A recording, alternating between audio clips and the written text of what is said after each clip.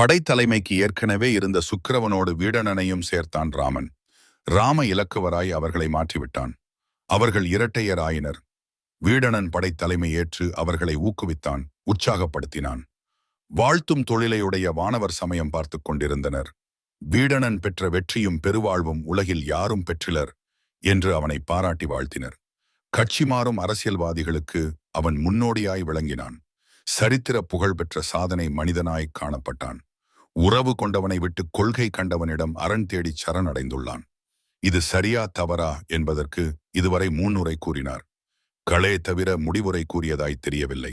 கடலை கடக்கும் வழிவகை நெருப்பிடையே நிழலை காண்பது போல பகைவரிடையே ஒரு நண்பனை, வீடணனை ராமன் கண்டான். அவனிடம் இலங்கையின் இயற்கையை பற்றியும் இறைமாட்சியை பற்றியும் கேட்டு அறிந்தான். அரண்களைப் பற்றியும் முரண்களைப் பற்றியும் பேசி அறிந்தான். இராவணன் செயல்திறனையும் ஆற்றலையும் அவன் நீக்கு போக்குகளையும் கேட்டு அறிந்தான். அவன் குறைகளையும் நிறைகளையும் அவன் உரைகளால் அறிந்தான். இலங்கையை பற்றி அறிய அவன் எழுதாத வரைபடமாக விளங்கினான். வானரப் படைகளும் அங்கதன் முதலிய படைத்தலைவர்களும் அனுமனிடம் அளவிலா மதிப்பும் கணிப்பும் வைத்திருந்தனர். அவன் ஆற்றலிலும் செயல்திறனிலும் முள்நம்பிக்கை கொண்டிருந்தனர். கடலை கடப்பதற்கு அவன்தான் தக்க விடை சொல்ல வேண்டும் என்று எதிர்பார்த்தனர். கடலை கடப்பது எப்படி? வழிவகைகள் யாவை? இவை பற்றி சீதை மணாளன் சிந்தித்தான். மூளை நிலத்துக்கு கண்ணனும், மலைக்கு முருகனும், மருதத்துக்கு இந்திரனும், பாலைக்கு காளியும் வழிபறு தெய்வங்களாய் இருப்பது போல நெய்தல் நிலத்துக்கும் நீலக்கடலுக்கும் தெய்வம் வருணன் என்பது நினைவுக்கு வந்தது. அவன் பெயரால் மந்திரம் சொல்லிச் சென்று கடலில் வழிதருக என்று விளம்பினான். அலை ஓசையில் அவன் காதில் ராமன் சொல்லோசை விழவில்லை. வாய்ச் சொல்லுக்கு செவிசாய்க்காத செவிடலை வழிக்கு கொண்டு வர கைவில்லுக்கு ஆணை பிறப்பித்தான். ராமன் நான் ஏற்றினான். பிரம்ம அத்திர நேத்திரத்தை திறந்தான். ஏவியகனை அவன் ஆவியை வாங்க அவனை அணைந்தது. அலறி அடித்துக் கொண்டு அடக்க ஒடுக்கமாய் அண்ணல் இராமன் முன் வந்து நின்றான் வருணன். அலை அடலுக்கு அப்பால் தன் ஆணையை செலுத்தியதால் இப்பால் என்ன நடக்கிறது என்பதை அவனால் கவனிக்க முடியவில்லை எனத் தெரிவித்தான். தன்னை மன்னிக்கும்படி வேண்டினான். கடல் நீரரை அம்பு கொண்டு வற்றச் செய்துவிட்டால் காடுகள் இல்லாமல் போய்விடும். மழை தன் இருப்பை சேர்த்து வைத்திருக்கும் வங்கிதான் கடல். வங்கி பொய்த்து விட்டால் மேகங்கள் மூடமாகிவிடும். வான்மழை பொய்த்தால் தருமம் ஏது? நீரில் வாழ் உயிர் அழியும், நிலத்தில் பயிர் ஒழியும். நீரின்று அமையாது உலக வாழ்க்கை என்ற பழந்தமிழ் பாட்டை சொல்லி ராமன் விட்ட அம்பை அடக்கிக் கொள்ள வேண்டினான் வருணன். கடல் பிழைத்தது, அதன் மேல் அணை அமைத்தால்தான் பாதையை அமைக்க முடியும் என்றான். ரகுராமனாய் விளங்கும் அவன் சேதுராமனாய் மாற வேண்டும் என்றான். சிங்களத் தீவுக்கும் இந்திய துணை கண்டத்துக்கும் சேது அமைப்பது உறுதியாகியது. மற்றும் குரங்குகளைக் கொண்டே கல்லையும் செடிகளையும் பட்ட மரங்களையும் பாழ்பட்ட மூல்களையும் போட்டு பாதை அமைக்கலாம் என்றும் கூறினான். குரங்கு படை அதற்கு பிறகு உறங்கவே இல்லை. அவை கொண்டு வந்து குவித்த கற்குப்பைகளையும் மரம் செடி கொடி வகைகளையும் நளன் என்னும் தெய்வத் தச்சன் களன் இறங்கி வலிவு மிக்க பாலம் ஒன்று கட்டுவித்தான். சேதுவின் செய்வினை அவன் கைவினையாய் அமைந்தது. அகலத்தில் 10 யோசனை, நீளத்தில் 100 யோசனை தூரம் என்று அதற்கு கல்நாட்டு விழாவில் சொல்நாட்டி வைத்தனர். கட்டி முடிந்தது. ராமன் வந்து பார்வையிட்டான். இலங்கைக்கு படை சென்றது. சென்றது நேசக்கரங்கள் அல்ல, விநாசக் குரங்குகள். அது அணிவகுத்து தொடர்ந்தது. ராமனும் இலக்குவனும் 3 நோடிகளாய் நடந்தனர். வீடணன், சுக்ரீவன் மற்றும் உள்ள படைவீரர் அவர்களுக்கு துணை ஆயினர். வெட்ட வெளியை அவர்கள் தங்குமிடமாய்க் கொண்டனர். சுற்றிலும் மாளிகைகள், நடுவில் ஒரு பெரிய குன்று. அதில் நின்று எதையும் பார்க்க முடியும். நளன் என்னும் பெயருடைய தச்சன் அந்த குன்றில் தங்க ஒரு பாடி வீடு அமைத்துக் கொடுத்தான். ராமனுக்கு என ஓர் உயரமான பர்ணசாலை அமைத்து தரப்பட்டது. அங்கு அவன் தம்பியோடு தங்கினான். போர்க்கதை தொடக்கமாயிற்று. இராவணன் ஒற்றர் இருவர் குரங்கு வடிவத்தில் அங்கு இறக்குமதி செய்யப்பட்டனர். சுகன், சாரன் என்ற பெயருடைய அவ்வொற்றர் தாம் கற்ற மாயையால் தம்மை மறைத்துக் கொண்டு திரிந்தனர். தம்மை குரங்குகள் என்றே கருதச் செய்தனர். தேவரே அநேகவர் கயவர், இருவருக்கும் வடிவத்தால் வேறுபாடு இல்லை என்பார் வள்ளுவர். அக்குரல்பாட்டை காட்டவில்லை. வீடணன் மட்டும் அவர்கள் பால் ஐயம் கொண்டான். பாம்பின் காலை பாம்பு அறிந்தது. இவர் பார்வையும் அவர்கள் மீது மையம் கொண்டது. அவர்கள் மந்திர தந்திரம் கற்றவர். அவற்றை அறிந்து வீடணன் வல்லவனுக்கு வல்லவனாய் விளங்கி அவர்கள் வேடத்தை கலைத்தான். பூசியிருந்த வண்ணக் கலவை நீங்கியது. மை நிறத்து அரக்கராய் வெளிச்சத்தில் வைக்கப்பட்டனர். அவர்கள் மெய்யை காட்டிய பிறகு தாம் யார் என்ற மெய்யை உரைத்துவிட்டனர். தாம் அரக்கர் என்பதை ராமனிடம் கூறி இரக்கம் காட்டும்படி வேண்டினர். தூதுவர்க்கு உரிய மரியாதையை ராமன் அவர்களுக்கு காட்ட விரும்பினான். தீய சிந்தை எரை காட்டும் போது விழும் தரும் அடிகள் அவர் களை அணுகவில்லை. மறைந்திருந்து மறைகளை அறிந்து சொல்ல வேண்டிய தேவையில்லை. நிறைந்திருந்து இங்குள்ள நிறை குறைகளை எண்ணிக்கை விடாமல் தெளிவாய் அறிவிக்கலாம் என்றான் ராமன். எங்கள் வீரத்தை எடுத்து விளம்ப எங்களுக்கு நீங்கள் தொடர்பேசியாய் இருப்பீர் என்று எதிர்பார்க்கிறேன். அஞ்சாமல் சொல்லலாம். நாங்கள் நேரில் சொன்னால் தலைவன் நம்ப மாட்டான். அறிந்து வந்து அறிவித்தால் அதற்கு ஆதிக்கம் அதிகம். அனுப்பினான் என்று சொல்லி தப்பியது ராமபிரான் புண்ணியம் என்று தலைகாட்டாமல் வந்த வழி நீட்டினர். செய்தி கொண்டு சென்ற சேவகர் தாம் ஒற்றி அறிந்து கற்று வந்ததை முற்றுமாக இராவணனுக்கு உரைத்தனர். கடல் கடந்த அக்கரை சீமையில் போர் பயிற்சி பெற்ற சேனைகளை பற்றியும் ராமன் தோற்றத்தில் தாம் கண்ட ஏற்றத்தை பற்றியும் சரணடைந்து சாதியை மறந்து நீதிக்காக போராடும் வீடணன் அறப்பற்றையும் அவன் பகைவர்களின் உளவாளியாகச் செயலாற்றுவதையும் இராவணன் சந்திக்க வேண்டிய சாதனைகளை பற்றியும் கூட்டாமலும் கழிக்காமலும் உள்ளதை உள்ளவாறு உரைத்தனர் ஆயினர். ஆணவம் மிக்க இராவணன் உலகப் போர் கழுக்குத் துணை போகும் சர்வாதிகளைப் போல சிந்தனையின்றி கர்வம் கொண்டு ஆவேசம் காட்டினான். தன் வரத்திலும் உரத்திலும் நம்பிக்கை வைத்திருந்தான். இடியேறு அஞ்சும்படி ராமனை எள்ளி நகையாடினான். எதிரிகள் மடிவது என்ற உறுதியில் பிடிவாதம் காட்டினான். நாவினால் பேசுவதை விட வாளினால் வீசுவதையே நம்பினான் சொல்லேர். உழவனாயிருந்து விவாதிப்பதை விட்டு வில்லேர் உழவனாகச் செயல்பட விரும்பினான். இராவணன் நிலை இவ்வாறு ஆக ராமன் செயல் வேறு விதமாயிருந்தது. இலங்கை மாநகரின் மலை உச்சியில் ஏறி நின்று அந்நகரைக் கண்டு மலைந்தான். பொன்னொளிர் மதில்களையும் மின் அமர் மாளிகை களையும் கண்டு வியந்தான். நகரத்தின் எழிலையும் மக்களின் கலைத்திறனையும் இலக்குவனுக்கு காட்டினான். சிற்பிகள் சிரத்தை எடுத்துச் செதுக்கிய கற்பனை கலைக்கற்களில் காட்டினான். அவன் அன்னை கைகேயி அயோத்தியில் அடிவயிற்றில் ஊட்டிய தீ அணையாமல் சுடர் விடுவது போல அனுமன் மூட்டிய தீ வானை முட்டிக்கொண்டு எரிந்தது. எட்டாத கனிக்கு கொட்டாவி விட்டுக் கொண்டிருந்த இராவணன் சீதையை அடைய முடியாத இயக்கத்தால் மெலிந்து விட்ட தோள்கள் போர் செய்தி கேட்டு பூரித்து வீங்கின.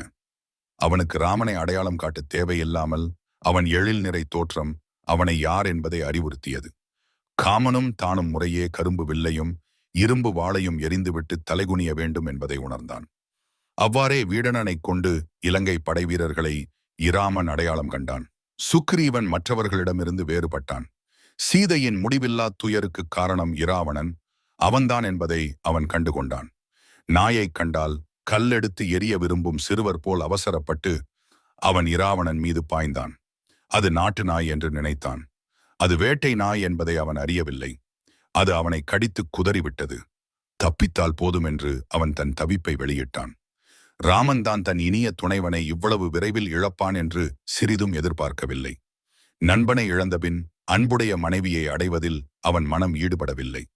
வானரவேந்தன் உயிர் பிழைத்து வரவேண்டுமே என்ற கவலை அவனை வாட்டியது. இராவணன் பேராற்றல் உடையவன். முன்பின் யோசனை செய்யாமல் நெருப்பில் கைவிடும் சிறு குழந்தைய போல சுக்ரீவன் செயல்பட்டு விட்டான் என்று வருந்தினான். இருந்தாலும் அந்த நெருப்பில் உள்ள கரித்துண்டை எடுத்து வெளியே போடும் குழந்தையைப் போல் இராவணன் முடியில் பிடிபட்ட வைரக் கற்களை பறித்துக் கொண்டு ராமனிடம் வேகமாக வந்து சேர்ந்தான். தலை தப்பியது. இராவணன் மூடி தப்பவில்லை. மற்றவர் மூடிகள் தாம் அவன் அடிகளில் பட்டு பழக்கம். இதுவரை தன் மணிமுடியில் மாற்றான் கை பட்டது இல்லை. இதை அவமானமாக கருதினான் இராவணன். அனுமன் அசோக வனத்தை அழித்தான். அவன் தலைவன். அவன் மணிமுடியை பறித்தான். இச்செய்கை இராவணனுக்கு எரிச்சல் ஊட்டியது. அடுத்து என்ன செய்ய வேண்டும் என்பதை முடிவு செய்ய அமைச்சர் அவையை இராவணன் கூட்டினான். போர் முயற்சிகளை மேற்கொண்டான். போர் முரசு கொட்டச் செய்தான். வெற்றி தரும் சங்குகளை முழக்கினான். அமைதி இலங்கையிடம் விடுமுறை பெற்று ஓய்வு எடுத்துக்கொண்டது. இராவணன் போருக்கு பின்வாங்கவில்லை. இருதரத்தவரும் கைகலக்க காத்திருந்தனர். எனினும் முடிந்தால் கைகுலுக்க ராமன் முயற்சி எடுத்துக்கொண்டான். இது தனிப்பட்ட ஒருவனோடு தொடுக்கும் போர் அன்று. ஒரு அரசன் மற்றொரு அரசன் மேல் எடுக்கும் படையெடுப்பு. தூதுவன் ஒருவனை அனுப்பிச் சீதையை விடுவது பற்றி பேசி வெற்றி காண வேண்டும் என்று விளைந்தான். ரசு அரைந்து உரசு போரைத் தொடரும் அறிவு அரையோகிய நெறி தவறிய காவலனுக்கு நீதி கூற விரும்பினான். சொல்லின் செல்வன் அனுமன் வெல்லும் திறமை உடையவன் என்றாலும் அவனை தூது அனுப்பாமல் அரச மகன் அங்கதனை அனுப்பி புதுமை தோற்றுவிக்க விரும்பினான். அனுமனைத் தவிர வேறொரு ஆள் இல்லை. அவனே திரும்பி வருகிறான் என்று பகைவர் குறைவாய் எடை போடக்கூடும் என்பதால் ஆள் மாற்றத்தை செய்ய விரும்பினான். வாலி மைந்தன் என்பதால் அவனுக்கு ஒரு தனி தகவு இருந்தது. அறிமுகமானவன் என்பதால் அதிகம் பேசத் தேவையிராது. இராவணனுடன் பேசுவதற்கும் தடை நேராது. வருகை தந்த தூதுவனுக்கு வரவேற்பு தரப்பட்டது. அங்கதன் தந்தையை கொன்றவனுக்கு வக்காலத்து வாங்க வந்திருப்பது இராவணனுக்கு வியப்பை தந்தது. தந்தையை கொன்றவனுக்கு ஆதரவு தேட வந்திருக்கிறாய், இது விசித்திரமானது என்றான். வாலி ஆட்சிக்கு சுக்ரீவன் வேலி போட்டுக் கொண்டான். அதனை நீ கோலினால் உனக்கு வாங்கித் தருகிறேன் என்றான். சிங்கம் நாய் தரக் கொள்ளுமோ? நீ தரும் ஆட்சியை நேர் என்று நான் கொள்ளேன். நான் ஆட்சிக்கு வரவில்லை, ராமன் இல்லறம் ஆட்சிக்கு வழிகோலவே வந்தேன் என்றான். சீதையை சிறைவீடு செய், அக்கோதையை ராமனிடம் சேர்த்துவிடு, தையலை விட்டு அவன் சரணம் தாழ்க. ராமன் தாரத்தை விடு, அன்றி போர்க்களத்தில் உன் வீரத்தை காட்டு, ஓரம் கட்டி ஒதுங்கி நில்லாதே என்றான். ஓர்ந்து பார்த்து முடிவை தேர்ந்து சொல்வதற்கு மாறாய் அவனை பற்றி கொணர்க் என்று ஆணையிட்டான். அவன் வீரர் ஏவல் கேட்டு பாய்தற்கு முன் அவன் காவல் நீங்கி காற்றின் வந்து காகுத்தனை வணங்கி நின்றான். முதற்போர் அணிவகுத்துற படைகள் தம் பணியை செய்யத் தொடங்கின. பார்வேத்தர் இருவரும் களத்தில் நேருக்கு நேர் சந்தித்தனர். வெட்டி மடியும் போரிலும் ஒரு வியப்பினை காண முடிந்தது. ராமன் அம்பு இராவணன் மணிமுடியை தட்டி பறித்தது தூர எரிந்தது. அது கடலுள் சென்று விழுந்தது. தொடை நடுங்கிய பகைப்படை வீரரிடம் தெரியாமல் மறைந்தனர். சிதறி ஓடினர். பக்கத் துணையின்றி ராமகாளை மூன் தனித்து போராடி களைத்து இராவணன்தான் வாளும் இழந்தான். வாழ்நாள் இழக்கும் நிலையையும் அடைந்தான். படைக்கருவிகள் பட்டொழிந்தன. குறை காற்று மூன் அகப்பட்ட மெல்லிய பூளை மலர் போல் இராவணன் படைகள் கெட்டொழிந்தன. நிராயுத பாணியைத் தொட இராமன் அம்புகள் கூசின. ஓய்வு எடுத்துக்கொண்டு விரும்பும்போது ஆயுதம் தாங்கி வர, இன்று போய் போர்க்கு நாளை வா என்று கூறினான். மரத்திலும் அறம் காட்டிய ராமன். அவனுக்கு வாய்ப்பு அளித்து ராமன் வாய்ச்சொல் பேசவில்லை, அவன் வீரம் பேசியது. ராமன் அரக்கன் அல்லன், ஒரு மானுடன் எப்படி இருப்பான் என்பதை அறிய இராவணனுக்கு ஒரு வாய்ப்பு கிடைத்தது. வாரணம் பொருத மார்பும் வரையினை எடுத்த தோளும் நாரத முனிவர்க்கு ஏற்ப நயம்பட உரைத்த நாவும் தார். அணிமவுலி 10 சங்கரன் கொடுத்த வாளும் வீரமும் களத்தே போட்டு வெறுங்கையோடு இலங்கை புக்கான். ராமனை எள்ளி நகையாடியவன் இன்று அவன் வீரத்தையும் பெருமையையும் உணரத் தொடங்கினான். தோல்வியையே காணாத அவன் மண்ணை கவ்வியது அவனுக்கு அதிர்ச்சியை தந்திருக்க வேண்டும். உலகம் சிரிக்கும், உண்மைதான். அதையும் அவன் பொருட்படுத்தவில்லை. தான் அடைய விரும்பிய சானகி நகுவாளே என்ற எண்ணம்தான் அவனை தலைகுனியச் செய்தது. வான் நகும் மண்ணும் எல்லாம் தாம் நகும், நெடுவயிரத் தோளான் தான் நகும் பகைவர் எல்லாம் நகுவர் என்று அதற்கு நாணான் வேல் நகு நெடுங்கண் செவ்வாய் மெல்லியல் மிதிலை வந்த சானகி நகுவள் என்றே நாணத்தால் சாம்புகின்றான். சோர்ந்தவன்தான். அவன் பாட்டன் மாலியவான் அருகில் வந்தான். அவனுக்கு ஆறுதல் கூறினான். அவனிடம் இராவணன் தன் குலத்துக்கும் தனக்கும் வந்த பழியும் இழிவும் பற்றி மனம் அழிந்து கூறினான். களத்தில் சந்தித்த ராமன் வீரத்தை ஒரு புராணமாய்ப் பாடினான். சீதை ராமனது பேராற்றலை நேரில் காணும் வாய்ப்பை சரியாக பெறவில்லை. அவள் மட்டும் இதை பார்த்திருந்தால் காமனையும் என்னையும் நாயினும் இழிந்தவராகத்தான் கருதுவாள். ராமன்தான். அவனுக்கு நிகர் யாரையும் கூற முடியாது. நாசம் வந்துற்ற போது நல்லதோர் பகையை பெற்றேன் என்றான். குட்டுப்பட்டாலும் மோதிர கையால் குட்டுப்பட்டது அவனுக்கு ஒரு பெருமை. பாட்டன் எரிகிற கொள்ளியை ஏறவிடும் வகையில் அறிவுரை கூறினான். பகைக்கு தூபம் போட்டான் என்று கூற முடியும். சீதையை விட்டுவிடலாம், அப்பொழுதும் இழந்த புகழ் திரும்பப் போவது இல்லை. வெற்றி தோல்வி மாறி வரும். தப்பித் தவறி ராமன் வெற்றி பெற்றால் சீதை உன் கையை விட்டு போய்விடுவாள். சீதையையும் விடாதே, போரையும் நிறுத்தாதே. மேலும் சீதையை அனுப்பிவிட்டால் அவளை விட்டுவிட்டு உன்னால் உயிர் வாழ முடியாது. அதனால் சமாதானம் உனக்கு எந்த நன்மையும் தரப்போவது இல்லை. போரில் உயிர் விட்டாலும் உயர் புகழ் வந்து சேரும். உன் வலிமை உனக்கே தெரியாமல் இருக்கிறாய் என்றான். அடுத்து மகோதரன் என்ற படைத்தலைவன் அவனுக்கு செயல்படும் வகை குறித்து கூறினான். ஊனை தின்று உடம்பை பருக்க வைத்திருக்கிறான் நம் கும்பகருணன். அவன் ஒருவன் போதுமே, அத்தனை பேரையும் வானுக்கு அனுப்பு. மலை போன்ற அவன் உடலை கண்டு பகைவர் நிலை குலைந்து ஓடிவிடுவர் என்றான். அலை போல் வந்த புதிய கருத்தை இராவணன் மலை போல் இறுகப் பற்றி கொண்டான்.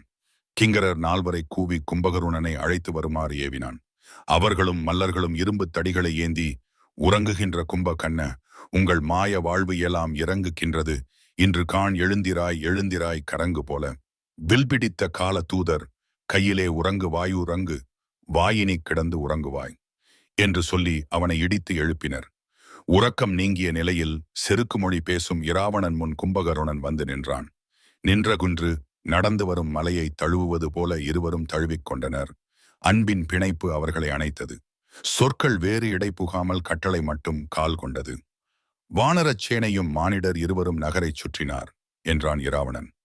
ஏன் என்று அவன் கேள்வி எழுப்பவில்லை. கோற்றமும் உற்றனர் என்று முடித்தான். நான் என்ன செய்ய வேண்டும் என்ற வினாவை அவன் எழுப்பவில்லை. இராவணனும் காத்திருக்கவில்லை. அவர் இன்னுயிரை அழித்து அவர்களை போனகம் செய் என்றான். தூக்கத்தின் இனிமையை அப்பொழுதுதான் 10 மடங்காக உணர்ந்தான். பார்க்கத்தகாதவற்றை பார்க்கத் தேவையில்லை. கேட்கத்தகாவதற்றை கேட்கத் தேவையில்லை. சீதை சிறைப்பட்டாள், அவள் இன்னும் விடுதலை பெறவில்லையோ என்றான். மூண்டதோ பெரும்போர் என்று அதிர்ச்சியோடு கூறினான். சீதையை இன்னும் விடுதலை செய்யவில்லை என்பது அவனுக்கு வருத்தத்தை தந்தது. விளைவு புகழுக்கு இகழ்வு, நாட்டுக்கு அழிவு என்ற முடிவுக்கு வந்தான். இரத்தினச் சுருக்கமாய் தன் உணர்வையும் சிந்தனையும் வெளிப்படுத்தினான். சிதையை திட்டியின் விடமன்ன கற்பின் செல்வியை இன்னுமா விடவில்லை? இது விதியின் செயல். ஐயா, இந்த உலகத்தை அடியோடு பெயர்க்கலாம், அதற்கு ஒரு எல்லையையும் அமைக்கலாம். சீதையை புல்லலாம் என்பதும் ராமனை வெல்லலாம் என்பதும் நடவாத செயல்கள் என்று கூறினான். உன் மயலுக்கு காரணமான தையலை விட்டுவிடு. ராமன் சரணம் தாழ்ந்து மன்னிப்பு பெறுக. நின் தம்பியோடு அளவளாவுதல் பிழைக்கும் வழி. அவள் உன் உயிரோடு ஒன்றி விட்டிருக்கலாம். கற்பு, அறம் இவை அற்பம் என்று கருதுகிறாயா? அது உன் விருப்பம். எதிலும் ஒரு செயல்திறன் வேண்டும். அணி அணியாய் படைகளை அனுப்பி அவை அழிவைக் கண்டு அழுவது ஏன்? அது போர்த்திறனும் அன்று. நம் வலிமையை எல்லாம் ஒருங்குதிரட்டி போர் செய்வதே தழைக்கும் வழி. இரண்டில் ஒன்றை தேர்ந்து எடுத்துக்கொள் என்றான். அறம் ஆற்றல் உடையது. தனி ஒருவனால் உலக நெறியை மாற்ற முடியாது. உனக்காக நீதிகளை திருத்தம் செய்ய முடியாது. நீதான் திருந்தி வாழ வேண்டும் என்றான். நீ அறிவுடைய அமைச்சன் என்பதால் உன்னை அழைக்கவில்லை. நன்றியுடைய வீரன் என்பதால் அழைத்தேன். ஆனால் நீ போருக்குப் போக புலம்புகிறாய். நீ மட்டும் உறங்கவில்லை, உன் வீரமும் உறங்கிவிட்டது போலும் என்று கூறினான் இராவணன். இனி நீ போருக்கு போக வேண்டா. பொறுமையை கடைப்பிடி. குடி, ஊன், உறக்கம் இவற்றுக்குத்தான் நீ தகுதி. போர் உனக்கு மிகுதி. மானிடர் இருவரை வணங்கு. கூனுடை குரங்கை கும்பிட்டு வாழ்க. வீடணன் வழிகாட்டுவான். சோற்றுப் பிண்டங்கள் நீங்கள் என்றான். தருக என் தேர், எழுக என் படைகள், நிகழ்க போர். கூற்றமும் வானும் மண்ணும் அந்தச் சிறுவர்க்கு துணையாக நிற்கட்டும் என்று தொடர்ந்தான். அச்சம் தவிர், ஆண்மை இகழேல், இவை அமுத வாக்குகள். சென்று வருகிறேன் என்றான் இராவணன். அண்ணா என்று அலறினாள். மண்ணாகப் போகும் இந்த வாழ்க்கை எனக்கு பெரிது இல்லை என்று கூறி சூலத்தை கையில் ஏந்தினான். என்னை பொறுப்பாய் என்று வேண்டினான். வென்று இங்கே வருவேன் என்று சொல்வதற்கு இல்லை. விதி என் பிடர் பிடித்து உந்துகிறது. நான் இறப்பது உறுதி. அதுதான் என் இறுதி. அப்படி இறந்தால் சிறந்து கடமை ஒன்று ஆற்ற வேண்டும். சீதையை விட்டுவிடு. என் இறப்பு உனக்கு ஓர் அபாய அறிவிப்பு. என்னை அழிப்பவர் உன்னை ஒழிப்பது உறுதி. நான் இறக்கும் இழப்புக்கு அளவில்லை. அதற்காக கவலைப்படவில்லை. உயிரையும் இழக்கத் துணிந்தேன். ஆனால் ஒன்றே ஒன்று, உன் முகத்தை நான் மறுபடியும் காணும் பேறு எனக்கு வாய்க்காது. ஆற்றதால் முகத்தினில் விழித்தல் என்று கூறி கும்பகருணன் விடை பெற்றுச் சென்றான். போர்க்களம் நோக்கிச் சென்ற அவனோடு பெரும்படை ஒன்றும் துணையாய்ச் சென்றது. உருவத்தால் பெரிய கும்பகருணன் வடிவம் ராமனுக்கு பெரு வியப்பை தந்தது.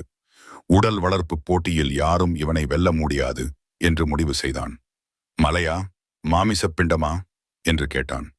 எனக்கு முன்னவன், இராவணனுக்குப் பின்னவன், அறச்சிந்தையன், அறிவுச் செல்வன், கடமை வீரன். களம் நோக்கி இங்கு இவன் வந்தது உள்வுவந்து மேற்கொண்ட செயல் அன்று. கடமை அதன் உடைமையாகிவிட்டான். பலிபீடம் தேடி வந்த வலியோன் என்றான் வீடணன். அமைச்சனாயிருந்து அறிவுரை கூறும் சுக்ரீவன், அவனை நல்லவன் என்கிறாய். வல்லமை அவனை போருக்கு இழுத்து வந்து இருக்கிறது. தடுத்து நிறுத்து. மூடிந்தால் நம்மோடு அவனை சேர்த்துக் கொள்ளலாம் என்றான். வீடணன் இவனை நேசிக்கிறான், பாசம் காட்டுகிறான்.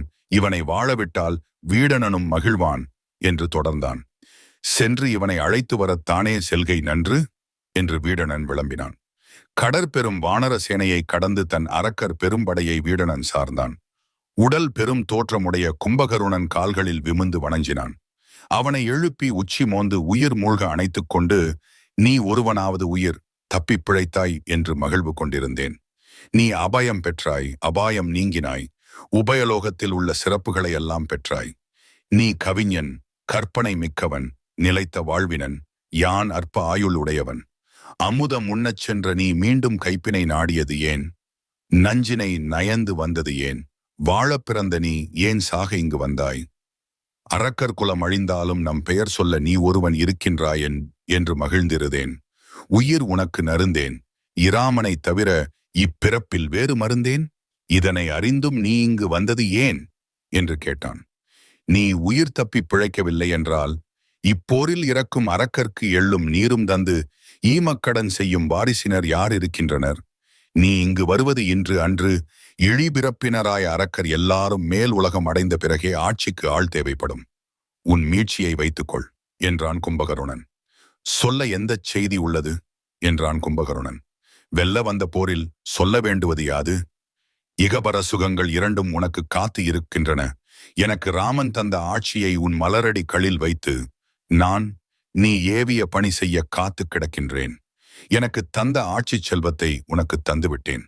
இது இகத்தில் கிடைக்கும் சுகம், பரத்தில் அடையும் பதமும் உள்ளது.